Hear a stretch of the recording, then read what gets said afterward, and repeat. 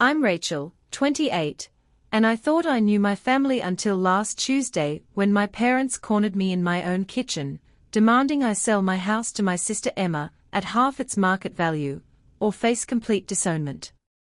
What they didn't know was that Emma's CEO husband had already made me an offer that would change everything, and the family secret I'd just discovered would turn their ultimatum into the biggest mistake of their lives.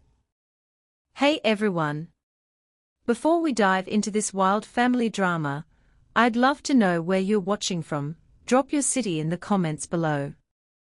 If you're ready for a story about family betrayal, shocking revelations, and some seriously sweet revenge, smash that like button and hit subscribe, because this one's going to be a rollercoaster.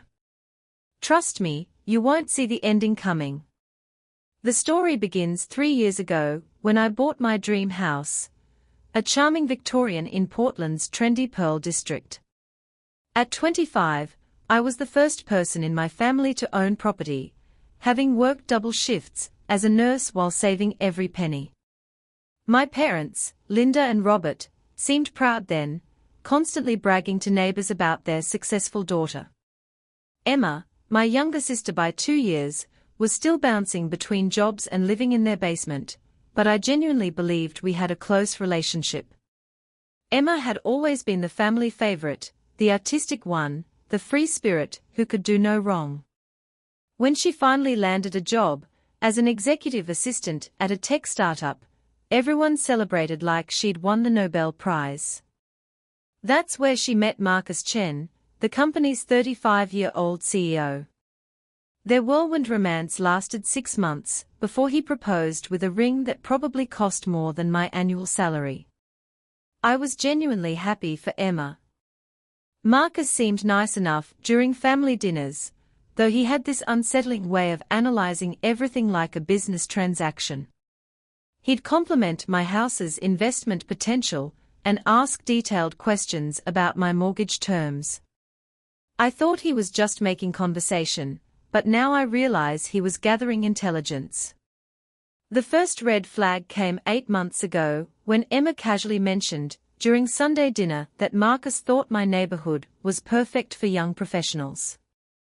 She laughed it off, saying they were looking at properties in the area. I offered to help them house hunt, thinking it would be fun to have my sister nearby. My parents immediately jumped on this idea, suggesting we could have family block parties, and that it would be so convenient for future grandchildren. What I didn't know was that behind closed doors, Emma had been planting seeds of resentment. She'd apparently told our parents that I was selfish for buying such a large house when I lived alone, that it was wasteful and showing off. She painted herself as the responsible one who would fill the house with children and use it properly. Marcus, meanwhile, had done his research on the neighborhood's rapid gentrification and knew my house would triple in value within 5 years. The manipulation campaign was subtle but effective. Mom started making comments about how lonely I must be in such a big house, how it was too much responsibility for someone working such demanding hours. Dad would joke about how I was too independent for my own good and needed to think about family first. They'd praise Emma constantly for being family-oriented and thinking about the future. Emma played her role perfectly, always appearing reluctant when our parents brought up the house topic. She'd say things like, "Oh, I couldn't ask Rachel to give up her dream home," while simultaneously sighing about how cramped Marcus's downtown condo was getting. She'd mention their growing family plans and how they were desperately searching for the right place, but everything in our price range was either too small or in unsafe neighborhoods. The psychological warfare escalated during holidays. Emma would bring printed real estate listings, casually leaving them around while commenting on overpriced properties that didn't meet their needs. She'd praise my decorating skills and say how perfect my house would be for entertaining clients, since Marcus needed to host business meetings. Our parents ate it up, constantly reinforcing how Emma and Marcus deserved stability and how I should help family when they need it. Marcus played the long game beautifully.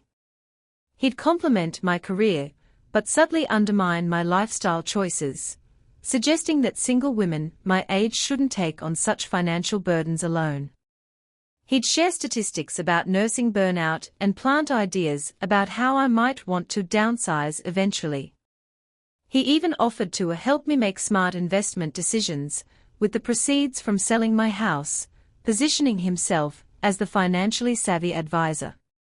The gaslighting reached its peak 6 months ago when Emma started crying during a family barbecue, claiming she felt like a failure because she couldn't provide Marcus with a proper home for starting their family. She sobbed about how her successful sister had everything while she had nothing, completely rewriting our family history. Our parents immediately rallied around her, with Mom declaring that family helps family, and Dad nodding grimly about priorities and doing what's right.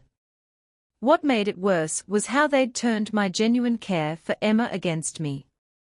Every time I'd helped her in the past, covering her car payments when she was unemployed, lending her money for interview clothes, even letting her use my house for a dinner party she couldn't afford to host elsewhere, was now reframed as evidence that I had more than enough and should share with family who really needed it.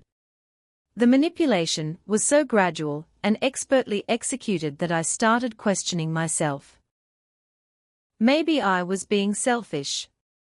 Maybe my parents were right that family should come first. Maybe Emma really did need the house more than I did.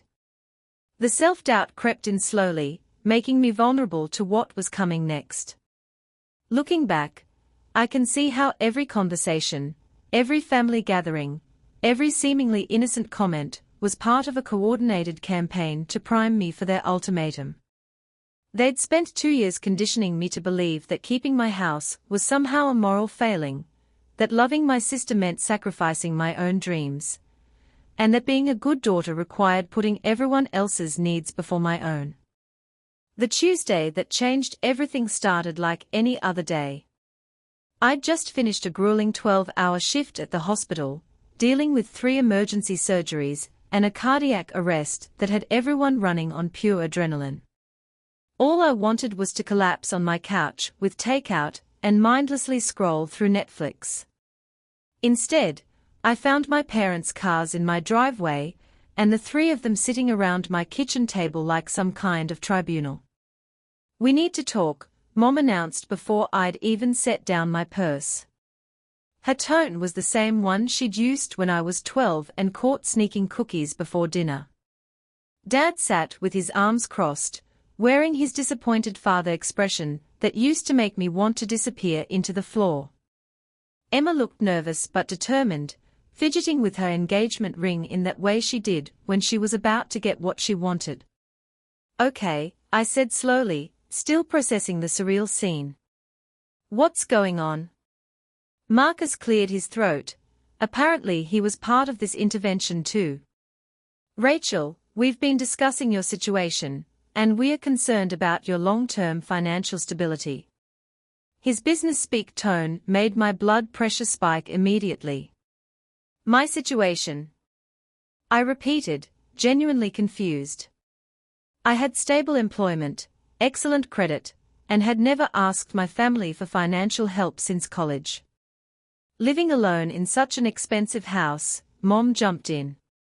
"Working those horrible hours, never dating seriously, isolating yourself from family. It's not healthy, honey." The conversation that followed was like being trapped in an alternate reality. They presented their case with the precision of a legal brief. I was overextended financially, false, emotionally unstable due to work stress, insulting, and making poor life choices by prioritizing career over family, hypocritical, considering they'd always pushed me to be successful. Emma finally spoke up, tears already forming.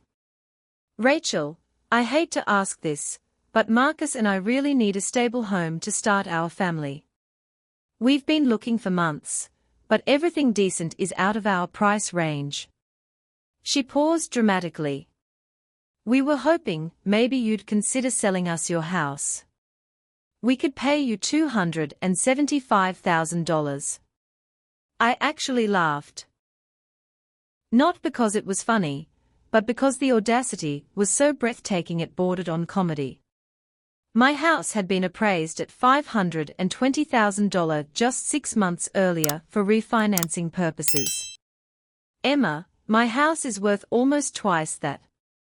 According to who? Dad interjected. These inflated appraisals don't mean anything in the real world. Your sister is offering you fair market value. Fair market value. I stared at him in disbelief.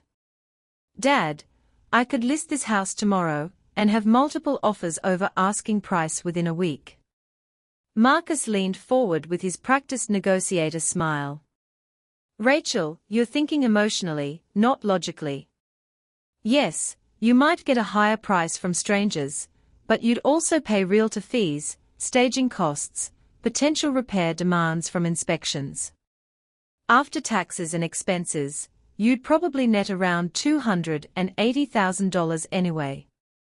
This way, you keep everything in the family and help Emma start her married life properly. The mathematical gymnastics were impressive, but I wasn't buying it. Even if that were true, which it's not, why would I want to sell at all? I love this house. I worked my ass off to buy it. That's when Mom delivered the first blow. Language, Rachel. This attitude is exactly what we are worried about. You've become so focused on material possessions that you've forgotten what really matters. And what really matters? I asked, though I was starting to suspect I didn't want to hear the answer. Family, Dad said firmly. Your sister needs help, and you're in a position to provide it. That's what families do. But I'm not in a position to give away $250,000, I protested. That's not helping, that's financial suicide. Emma's tears started flowing in earnest now. I knew you'd say no. I told Marcus not to get his hopes up, because my sister only cares about herself. She looked at our parents with wounded eyes. I tried to tell you she's changed since she got that house. She used to care about family. The emotional manipulation was masterful. Suddenly I was the villain for not wanting to hand over my life's work for literally half its value. I was selfish for prioritizing my own financial security. I was heartless for not immediately agreeing to sacrifice my future for Emma's comfort.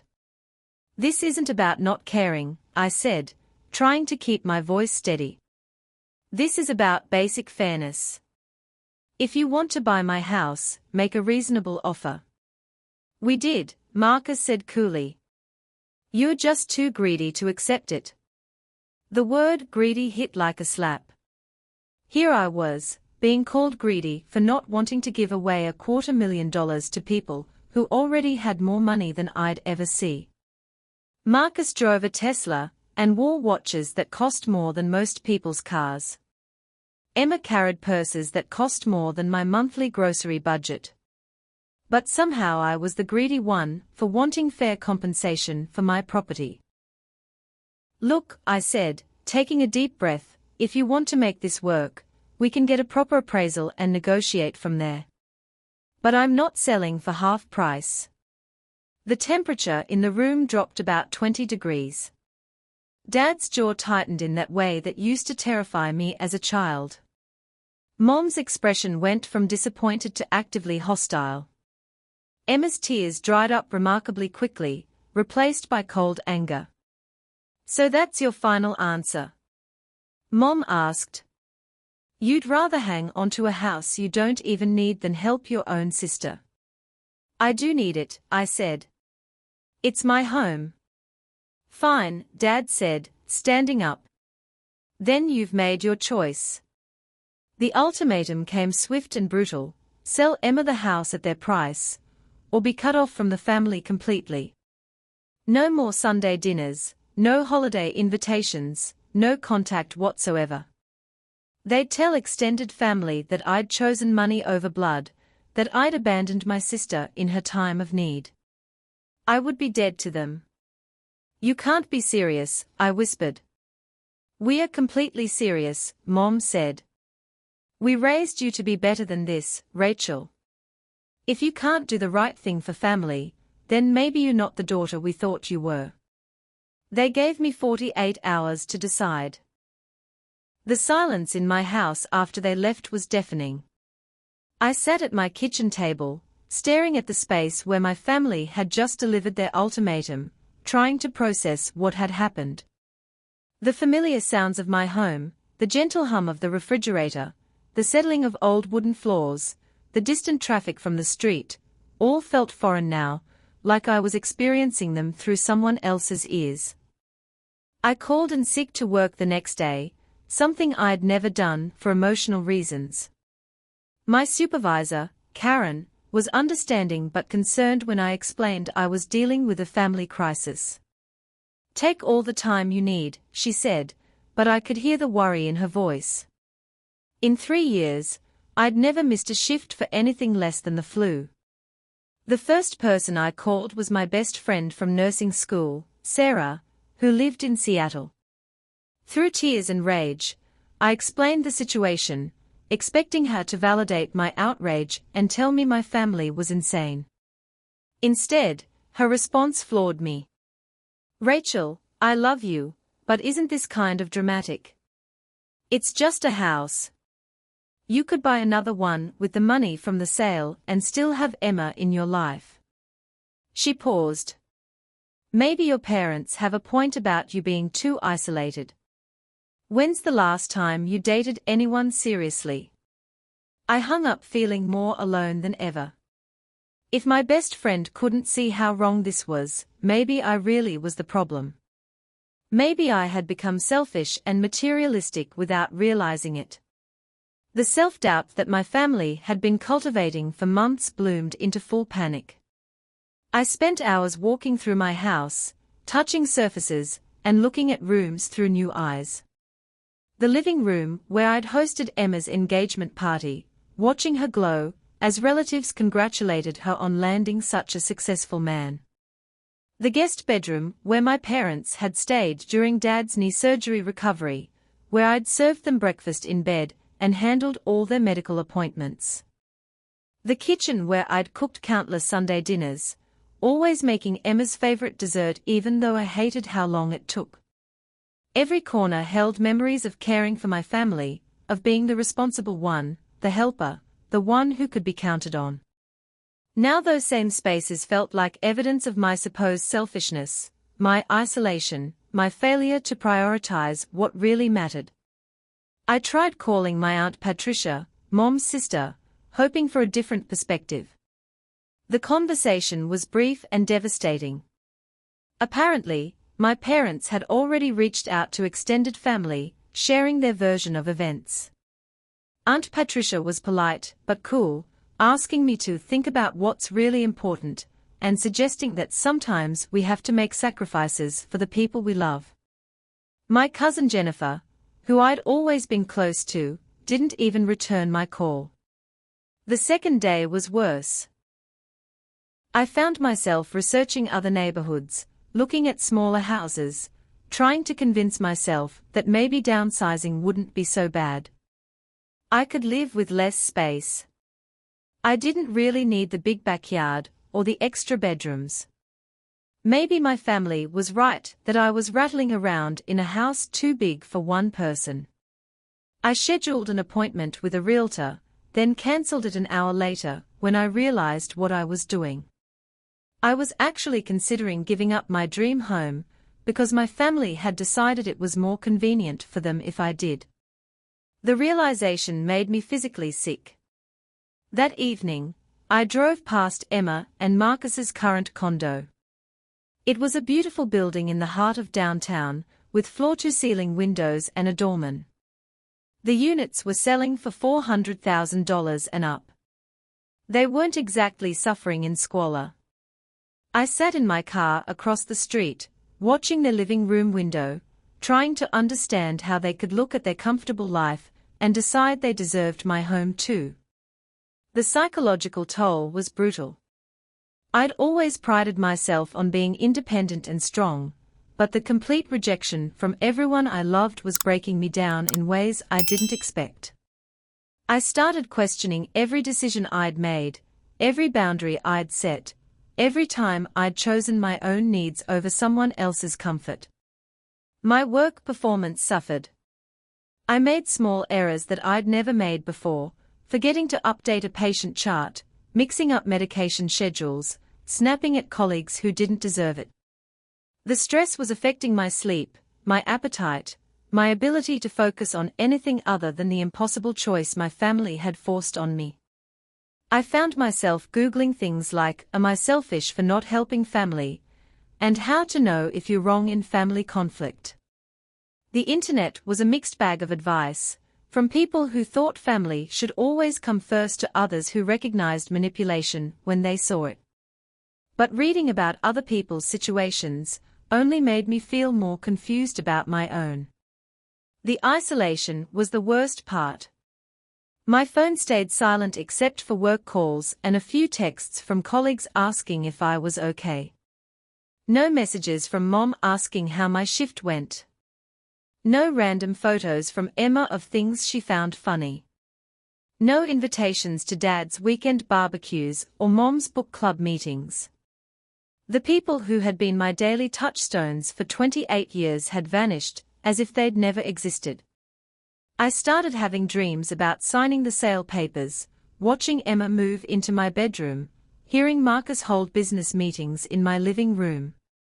I'd wake up in a panic, checking that I was still in my own bed, that I hadn't somehow agreed to give it all away in my sleep.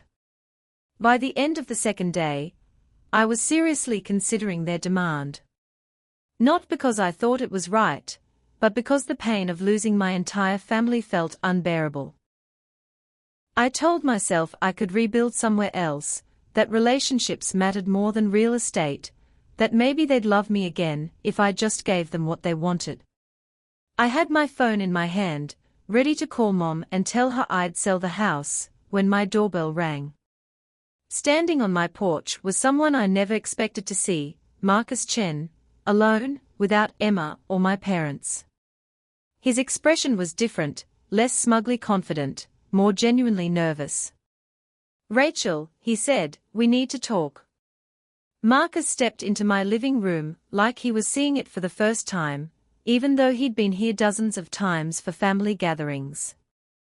But now his appreciation seemed different, more calculating, yet tinged with something that looked almost like guilt.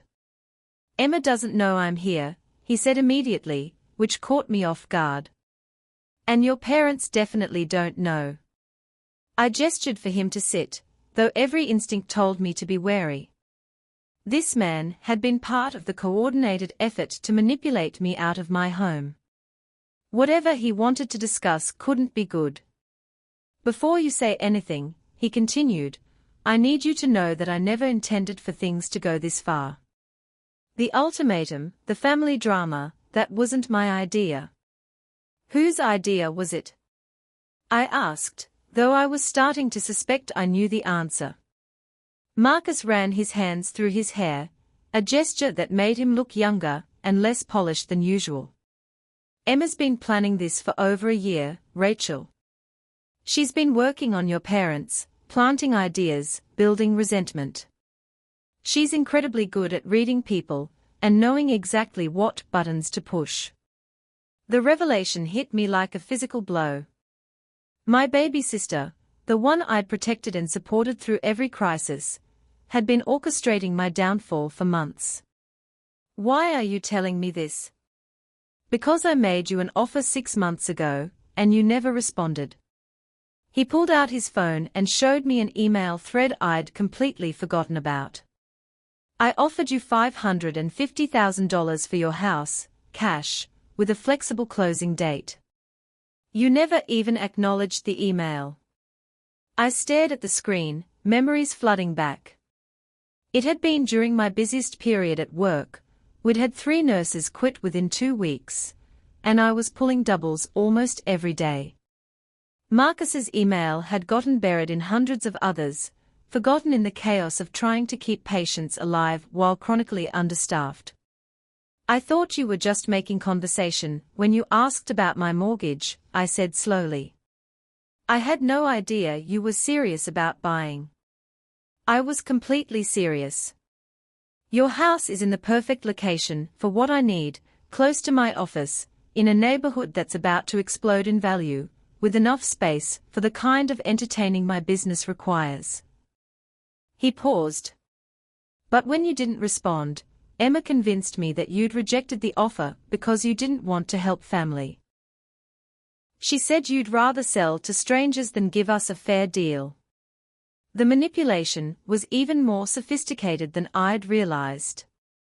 Emma had intercepted Marcus's legitimate, generous offer and twisted my non-response into evidence of my supposed selfishness. She'd then used that to justify asking for literally half the price while painting herself as the victim of my greed. She told me you were being difficult about money, that you'd always been jealous of her relationships, that you secretly resented my success, Marcus continued. She built this whole narrative about sibling rivalry and your desperate need to feel superior. I believed her because I love her, and she's very convincing when she wants to be. So what changed your mind? I asked. Marcus looked uncomfortable. Yesterday, after the ultimatum, I heard her on the phone with someone, I'm not sure who. She was laughing about how easy it had been to get everyone on her side, how you were finally going to pay for thinking you were better than her. She used words like revenge and payback for things that happened when you were kids. My heart sank. What things? Apparently, you got better grades, were more popular in high school, got into the college program she wanted. She's been carrying resentment about your achievements for over a decade, Rachel. This isn't about needing a house, it's about taking something important away from you because she's never forgiven you for being successful. The cruelty of it took my breath away. I'd spent years believing Emma and I had a good relationship, that any childhood rivalry was long behind us. I'd celebrated her victories, supported her through failures, and genuinely loved having her as my sister. To discover that she'd been harboring poisonous resentment while I thought we were close was devastating. There's more, Marcus said gently. I did some digging into your parents' finances after hearing that phone call. Rachel, they are not the struggling retirees they've been pretending to be. He pulled out a folder. Apparently, he'd come prepared for this conversation. Your father's been managing rental properties for 15 years. He owns 4 houses that bring in over $8,000 a month in passive income. Your mother inherited $300,000 from her aunt 2 years ago and invested it in high-yield bonds. They are worth over $600,000 combined, not counting their own home, which is paid off. I felt like I was learning about strangers who happen to share my DNA. But they always talk about being on a fixed income, about money being tight. It's another manipulation tactic. Emma convinced them that making you feel guilty about their supposed financial struggles would make you more likely to give up the house. They've been playing poor while sitting on more assets than either of us has. The scope of the deception was breathtaking. Every family dinner where they'd complained about rising costs, every time they declined expensive activities because they couldn't afford it, every guilt trip about how hard retirement was financially, all lies designed to make me feel obligated to support them. You know what, guys? I need to pause for just a second because this story is getting intense, and I can see from the comments that you're as shocked as I was when I found out. If you're feeling that family drama tension right now, smash that like button because we are only halfway through this roller coaster. The revenge part is coming, and trust me, you're going to want to stick around for what happens next. Why are you telling me all this? I asked. Why risk your relationship with Emma?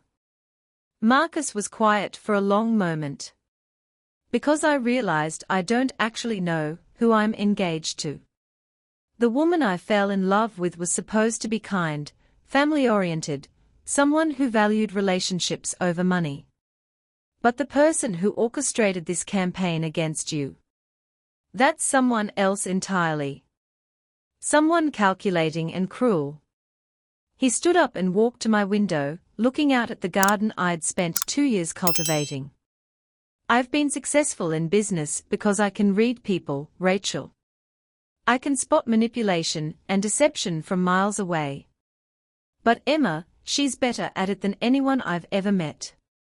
She made me believe that helping her was the right thing to do, that you were the problem, that her motives were pure. What are you going to do?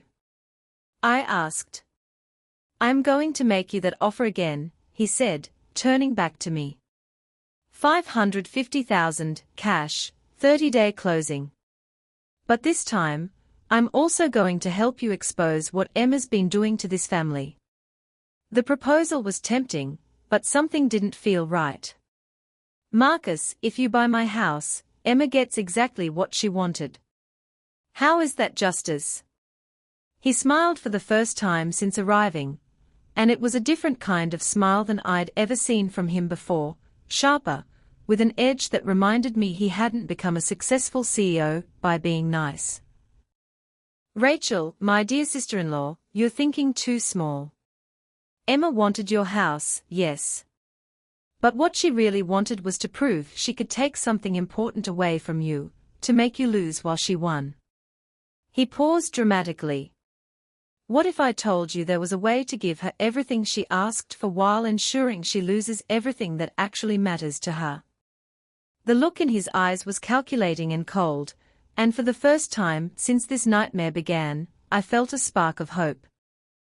Marcus and I spent the next 3 hours crafting what he called a masterclass in strategic revenge. His business acumen, combined with my intimate knowledge of Emma's weaknesses and our family dynamics, created a plan that was both elegant and devastating. The key, Marcus explained as we sat at my kitchen table surrounded by legal documents and printed emails, is to give Emma exactly what she thinks she wants while ensuring the victory destroys her in the process. The first step was accepting his original offer of $550,000 for my house, but with very specific conditions built into the contract. Marcus would buy the property directly from me, and then, here was the crucial part, he would immediately turn around and offer to sell it to Emma and our parents for the $275,000 they'd insisted was fair market value. She'll be thrilled, I said, beginning to understand the brilliance of it. She'll think she got everything she wanted. Exactly. And your parents will be so proud of themselves for forcing you to do the right thing, that they won't question the details. Marcus's smile was predatory. But here's what they won't know. I'm going to record every conversation, document every lie they tell about your character, every cruel thing they say about you deserving to lose your home. The second phase involved Emma's job. Marcus had been planning to promote her to Director of Operations, a position that came with a substantial salary increase and equity in the company. Instead, he was going to offer her something that sounded even better, a special consultant role that would allow her to focus on family while supposedly earning the same money. She'll jump at it, I said. She's always complained about office politics and having to deal with other employees. Right? But what she won't realize is that the consultant role has no job security, no benefits, and no legal protections. I can terminate the arrangement at any time, for any reason, with no severance package. Marcus pulled out Emma's employment contract, pointing to specific clauses. Her current position has ironclad protection. I'd have to pay her 6 months' salary even if I fired her for cause. The consultant role has none of that. The third component was the most psychologically devastating. Marcus was going to propose to Emma again, with a bigger ring and a more elaborate ceremony than their first engagement. He'd suggest they move the wedding up and plan an extravagant celebration to mark their new beginning in the house they'd earned through family solidarity. You're going to marry her? I asked, confused about how this served justice. Oh no, Marcus said with a laugh that sent chills down my spine. I'm going to propose, plan the perfect wedding, invite everyone she's ever wanted to impress, and then leave her at the altar with a detailed explanation of exactly how and why she destroyed our relationship. The cruelty of it was breathtaking, but I found myself nodding anyway. Emma had orchestrated the destruction of my relationship with our family for her own petty satisfaction. Turnabout seemed more than fair. What about our parents? I asked. They are going to learn some very uncomfortable truths about their precious daughter, Marcus said. I'm going to make sure they understand exactly who Emma really is and what she's capable of. But not until after they've burned their bridges with you completely. Over the following days, we executed the plan with surgical precision. Marcus called my parents and explained that he'd talked sense into me, and that I'd agreed to sell the house for their specified price. The relief and satisfaction in their voices when they thought they'd won was sickening. We knew you'd come around eventually, honey, Mom said when she called to gloat about my wise decision. Family always comes first, and we are so proud of you for finally understanding that. Emma's reaction was even more telling. When Marcus told her the news, she actually laughed with delight, saying she couldn't wait to redecorate, and asking if she could start planning changes before the sale was final. There was no gratitude, no acknowledgement of the sacrifice she thought I was making, just pure, selfish joy at getting what she wanted. I can't believe Rachel finally grew up and did the right thing, she told Marcus, not knowing he was recording the conversation. I was starting to think she'd actually choose that stupid house over her own family. God, she's been so selfish lately. The house sale went through exactly as planned. I signed papers transferring ownership to Marcus for $550,000, then watched as he immediately offered it to Emma and our parents for $275,000. They were so excited about their victory that they signed the secondary contract within hours, never questioning why Marcus would take such a massive financial loss. He's just such a generous man, Mom gushed to her sister over the phone, not knowing I was listening from the next room, during what I thought would be my final family gathering. He could have made a huge profit, but he wanted to keep things fair for Emma. We raised her right, she found herself a good one. During this same conversation, Emma revealed her true feelings with stunning clarity. Honestly, Aunt Patricia, I've been planning this for 2 years. Rachel has always thought she was so much better than me, with her perfect grades and her perfect career and her perfect house. It felt so good to finally take her down a peg. She needed to learn that just because she's the older sister doesn't mean she gets everything she wants. Marcus's recording equipment captured every vindictive word. The job transition happened exactly as predicted. Emma eagerly accepted the promotion to special consultant, thrilled about the flexibility, and excited to start planning her new life in my former home. She gave her notice to the HR department and officially transitioned out of her protected employee status without reading the fine print of her new arrangement. I feel so free, she told our parents during a celebration dinner at my house, which was now technically hers, though she didn't know Marcus still held the actual title. No more office drama, no more dealing with incompetent co-workers. Just me, doing important work for Marcus's company while having time to make this house into a real family home. The wedding planning kicked into high gear. Emma wanted everything to be perfect, sparing no expense for what she called her vindication celebration. She booked the most exclusive venue in town, ordered custom invitations, and hired a photographer whose work she'd been obsessing over for months. I want everyone to see how well things worked out, she told the wedding planner, not knowing Marcus had insisted on being present for all planning meetings so he could document her materialistic priorities and cruel satisfaction at my supposed downfall. Especially my sister. I want her to see what real success looks like. The guest list included over 200 people, including every family member, high school classmate, and former co-worker Emma had ever wanted to impress. She specifically requested that I be seated in the back, since she'll probably be bitter about how things turned out. The callousness of it was staggering, but it served our purposes perfectly. Meanwhile, I was playing my role as the defeated sister beautifully. I'd moved into a small apartment across town, letting everyone believe I was struggling financially and emotionally after losing my home. Emma and our parents bought the performance completely, often making comments about how I'd learned my lesson about putting family first. The hardest part was maintaining the facade when Emma would call with updates about her house renovations, describing in detail how she was erasing every trace of my presence from the home I'd loved. She changed the paint colors, ripped out the garden I'd spent years cultivating, and replaced my furniture with pieces that actually matched the house's potential. It's like the house was just waiting for the right person to appreciate it properly, she told me during one particularly cruel phone call. I can't believe you lived here for 3 years and never saw its real potential. But don't worry, Marcus and I will take good care of it. 3 weeks before the wedding, with all the pieces in place and Emma's cruelty thoroughly documented, Marcus made his move. The first domino fell on a Tuesday morning when Emma arrived at what she thought was her office, only to find her keycard no longer worked. Security escorted her to the lobby, where Marcus waited with a termination letter and a box containing her personal belongings. Your consulting contract has been terminated, effective immediately, he said in front of a lobby full of her former colleagues. Please review the termination clause you signed. You'll find that no severance is required for consultant positions. Emma's confusion was palpable.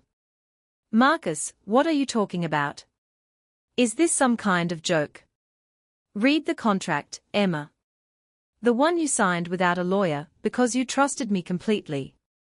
His voice was ice-cold professional. You'll also find that your access to company health insurance ended the moment you left your employee position. I hope you kept up with COBRA payments. The blood drained from Emma's face as the reality hit her. She'd given up a secure, protected position for what she thought was a better deal, never imagining that the man who claimed to love her would use her trust against her. We're engaged, she whispered, aware that everyone in the lobby was watching her humiliation. You can't do this to me. Actually, I can do exactly this. It's all legal and documented. Marcus handed her an envelope. Inside you'll find copies of every conversation we recorded over the past month, including some particularly enlightening ones about your sister and your real motivations for wanting her house. Emma's hands shook as she opened the envelope. Her face went white as she saw transcripts of her most vindictive statements about me, her gloating about taking me down a peg, her cruel satisfaction at what she thought was my defeat. You recorded me, she gasped. I recorded a woman who manipulated her entire family for petty revenge, who orchestrated the emotional abuse of her own sister for material gain, and who celebrated causing pain to someone who'd only ever tried to help her. Marcus's voice carried clearly through the lobby. I recorded someone I didn't know I was engaged to. The second domino fell that afternoon when Emma rushed home to what she thought was her sanctuary, only to find a locksmith changing the locks on my former front door. Excuse me, this is my house, she said, panic creeping into her voice. The locksmith checked his paperwork. Sorry, but my work order is from the legal owner. Marcus Chen asked us to secure the property. Emma called Marcus frantically, but her calls went straight to voicemail. She tried her key in the new lock, then pounded on the door, screaming about her rights and demanding entry to her own home. Neighbors who'd once waved at her warmly now watched from their windows with curiosity and concern. It wasn't until she called a lawyer that Emma learned the devastating truth: she'd never actually owned the house at all. Marcus had purchased it from me for $550,000, then created a fake sale contract making it appear she and our parents were buying it from him for $275,000. In reality, they'd paid him $275,000 for nothing, no deed, no title, no ownership rights whatsoever. It's a civil matter, the lawyer explained over the phone. You paid money based on a fraudulent contract, but proving fraud will require evidence that he never intended to transfer ownership. Given that you're engaged and have been living together, a judge might view this as an internal relationship dispute rather than criminal fraud. Emma's third shock came when she tried to access her bank account to pay for the lawyer consultation, only to discover that Marcus had been the primary account holder on what she thought was their joint savings account. The $45,000 they'd been saving for the wedding was gone, along with the $275,000 her parents had given her for the house down payment. The fourth domino was the most psychologically devastating. When Emma finally managed to contact our parents to explain what was happening, she discovered that Marcus had already spoken to them. But he hadn't just told them about the fake house sale, he'd played them recordings of Emma's most damaging conversations. "Is it true?" Mom asked when Emma called sobbing. "Did you really say those things about Rachel? About planning this for 2 years?" "You have to understand," Emma pleaded, "I was just angry. I didn't mean. You destroyed your sister for revenge over high school grades." Dad's voice was colder than I'd ever heard it. "You manipulated us into threatening to disown our own daughter, so you could take her house away from her. She always had everything." Emma screamed. "She always got the better grades, the better opportunities, everyone always liked her more. So you decided to destroy her life." Mom interrupted. "Emma, what kind of person does that to their own family?" The conversation ended with Emma learning that our parents were not only refusing to help her with legal fees, but they were also demanding she return the $275,000 they'd given her for the house purchase. Money she no longer had access to, since Marcus had emptied the account. The fifth and final domino fell exactly 1 week before the wedding Emma had planned as her vindication celebration. Marcus had let her continue planning, sending deposits and finalizing arrangements, right up until the point where the largest expenses were locked in and non-refundable. The venue had been paid for, the catering ordered, the flowers arranged, the photographer booked. Emma had spent over $80,000 on what was supposed to be the wedding of her dreams, using credit cards and personal loans she'd taken out based on her expected consultant income, and her belief that she owned a $275,000 house. On the day Marcus was supposed to be finalizing details with the wedding planner, he instead sent Emma a detailed letter explaining exactly why their engagement was over and why he would not be attending the wedding she'd planned for Saturday. "Emma," the letter began, "when I met you, I thought I'd found someone who valued family, loyalty, and kindness above material possessions. Instead, I discovered I was engaged to someone capable of orchestrating the systematic emotional abuse of her own sister for the sake of petty childhood resentments." The letter continued for 3 pages, methodically detailing every manipulation Emma had engineered, every lie she'd told, every cruel satisfaction she'd expressed at causing me pain. Marcus had documented everything with the precision of a corporate lawsuit, creating an irrefutable record of Emma's calculated cruelty. "You will find," the letter concluded, "that the deposits for your wedding are non-refundable, the venue is still booked in your name, and all 200 guests have been personally contacted by me with evidence of exactly why this wedding will not be taking place.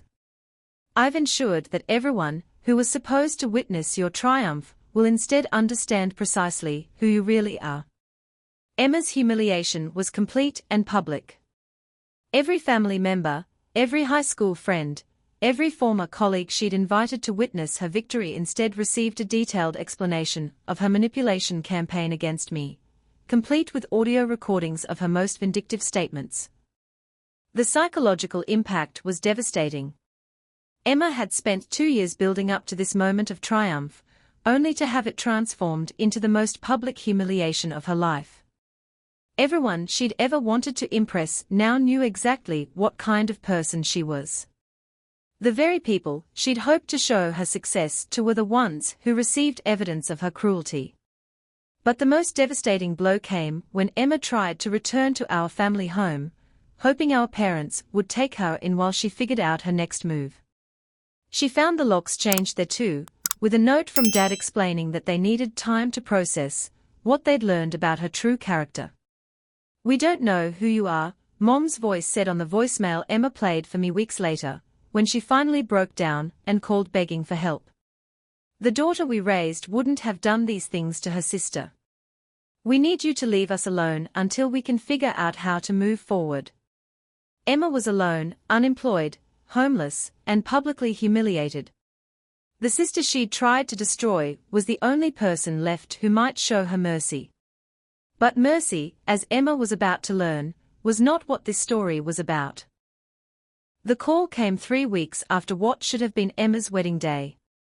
I was in my new apartment, a beautiful penthouse I'd rented with part of the money from Marcus's house purchase, when my phone rang with Emma's number.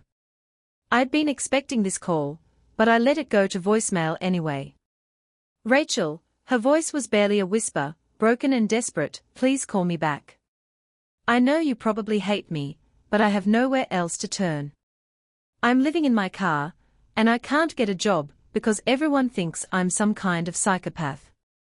I need help. Please." I listened to the message 3 times before calling her back, not out of sympathy, but because this conversation was the final piece of my own revenge puzzle. "Emma," I said when she answered on the first ring, "I got your message." "Rachel, thank God," she sobbed.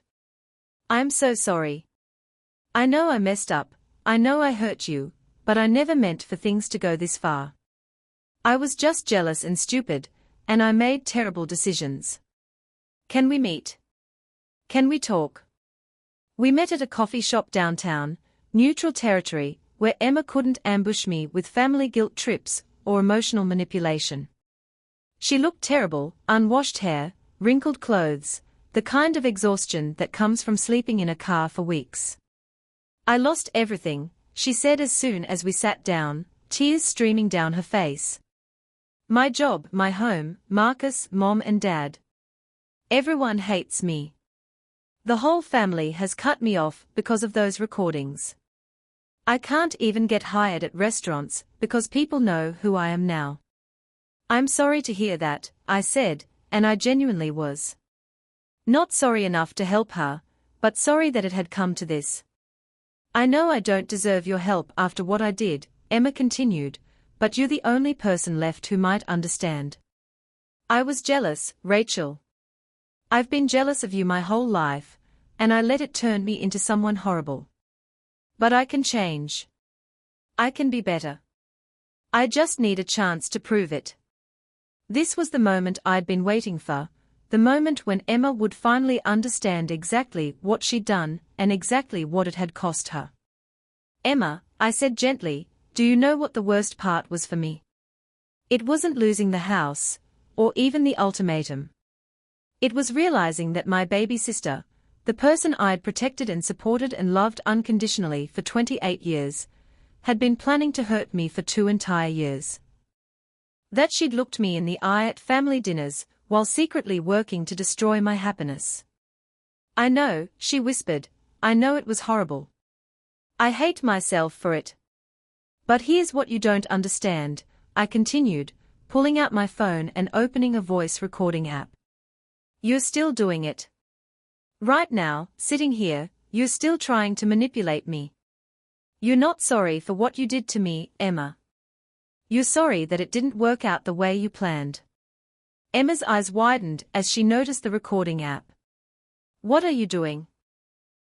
"The same thing Marcus did. Documenting the truth." I set the phone on the table between us. "Because what you just said, about being jealous your whole life, about planning to hurt me, that's evidence for the lawsuit." "What lawsuit?" "The one I'm filing against you for fraud, emotional distress, and conspiracy to commit theft. Marcus has agreed to testify about your manipulation campaign, and we have dozens of recordings of you admitting to deliberate psychological abuse." I pulled out a folder and placed it on the table. "My lawyer says we have an excellent case for both criminal and civil penalties." The color drained from Emma's face. You can't sue me. I'm your sister. You stopped being my sister when you decided to destroy my life for entertainment, I said calmly. Sisters don't do what you did, Emma. Enemies do. But I have nothing left, she pleaded. You can't get money from someone who's homeless. Actually, I can. The court can garnish any future wages you earn for the next 10 years. Every job you get, every dollar you make, a portion will go to paying back the damages you caused. I opened the folder to show her the legal documents. But that's not really what this is about. Then what? It's about making sure you face real consequences for your actions. Marcus destroyed your life in a week, but that was just him protecting himself from a toxic person. This is about justice for what you did to me. Emma's manipulation tactics kicked in automatically, the tears, the pleading, the attempt to make me feel guilty for her situation. Rachel, please. I'm begging you. I'll do anything to make this right. I'll apologize to everyone, I'll tell them it was all my fault. You're going to do that anyway, I interrupted. It's part of the settlement terms. You're going to write letters to every family member explaining exactly what you did and why. You're going to post a public apology on social media detailing your manipulation campaign. And you're going to enter therapy to address whatever psychological issues made you think destroying your sister's life was acceptable revenge for childhood jealousy. And if I do all that, you'll drop the lawsuit. No, I said simply. If you do all that, I'll consider reducing the financial damages from $500,000 to $250,000. The lawsuit proceeds regardless. Emma stared at me in shock. You really hate me. I don't hate you, Emma. Hate implies caring about someone enough to have strong emotions about them. What I feel for you is something much colder than hate. I stood up to leave. I feel nothing for you at all. As I walked toward the door, Emma called after me desperately. What about family? What about blood being thicker than water? What about forgiveness? I turned back one last time. You taught me that family is just a word people use when they want something from you. You taught me that blood doesn't mean anything when someone is willing to poison it for their own gain. And forgiveness? I smiled coldly. Forgiveness is for people who are sorry for what they did, not sorry they got caught. 6 months later, Emma was working at a fast food restaurant, living in a studio apartment across town, and paying me $400 a month in court-ordered restitution. Our parents had eventually forgiven her, but their relationship would never be the same. The extended family still treated her like a pariah, and her social media profiles remained largely empty after her required public apology had gone viral in all the worst ways. Marcus had moved on completely, marrying his assistant in a small ceremony that Emma learned about through mutual friends. He'd kept my house and renovated it beautifully, turning it into the perfect space for his business entertaining. Sometimes I drove by just to see how happy it looked with someone who actually appreciated it. As for me, I used the money from the house sale to buy a better property in an even more desirable neighborhood. I reconnected with family members who'd been horrified to learn how Emma had manipulated them, and I built new friendships with people who valued loyalty and honesty. My career flourished as I threw myself into work that actually mattered, helping people instead of harming them. The best part, though, was the peace. No more Sunday dinners filled with subtle manipulation. No more family gatherings where I had to watch my back. No more pretending that people who were willing to destroy me for personal gain deserved my love and loyalty just because we shared DNA. Emma had wanted to teach me a lesson about family loyalty. Instead, she taught me something much more valuable, that real family doesn't betray you, real love doesn't manipulate you, and sometimes the greatest gift someone can give you is showing you exactly who they really are. So that's my story, guys. A tale of manipulation, revenge, and justice served ice cold.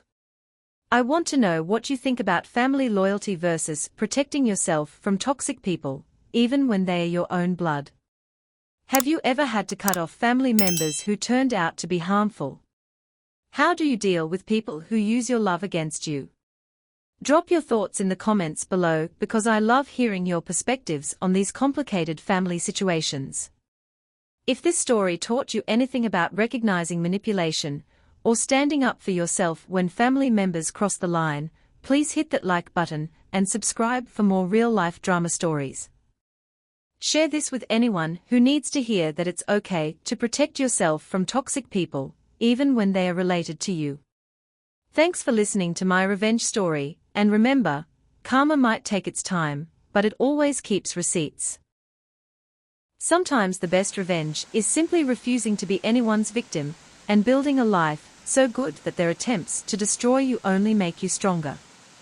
Take care of yourselves out there, and I'll see you in the next video.